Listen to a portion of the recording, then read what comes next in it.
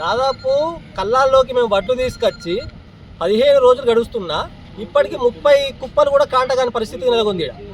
ఏమైంది పరిస్థితి అని రోజు కల్లాల పొంటి మేము పోతే ధాన్యం బస్తాలు లేవని ఒకసారి, లారీ రాస్తాలు లేవని ఒకసారి, రైస్ మిల్లర్ అన్లోడ్ అవుతుంది ఒకసారి, ఇవన్నీ మాకు సాగులు చెప్తున్నారు తప్ప అక్కడ చేసేది అయితే ఏమైతలేదు. ఇప్పటికైనా 20 తారీఖు స్టార్ట్ అయితే 25 తారీఖు స్టార్ట్ అయితే రోజు స్టార్ట్ అవుతుంది, వర్షాలు స్టార్ట్ అవుతాయి. తర్వాత ఇప్పుడు పరిస్థితి ఓళ్ళు భరిస్తారు. మేము ఇప్పటికే కళ్ళలో తీసుకొచ్చి 15 రోజులు గడుస్తున్నా కాట లేదు, ఏం లేదు. కుప్పలు దాదాపు ఒక్కొక్క కాలంలో 200 నుంచి 300 కుప్పలు అట్టనే ఉన్నాయి. అవి ఎప్పుడు కాంటలు కావాలి? ఇప్పటికైనా ప్రభుత్వ అధికారులు ఏం చేస్తున్నారు? ప్రభుత్వం ఏమో రోజు చెప్తానే ఉంది రైతులకు ఇబ్బంది జరగద్దు, అన్లోడింగ్ ప్రక్రియ తొందరగా జరగాలి, రైతుల నుంచి కళ్ళలో ధాన్యం ఉండొద్దు అనుకుంటే ప్రభుత్వం చెప్తుంది. సివిల్ సప్లై ఆఫీసర్లు ఏం చేస్తున్నారు? స్థానిక ఆర్డీఓలు ఏం చేస్తున్నారు?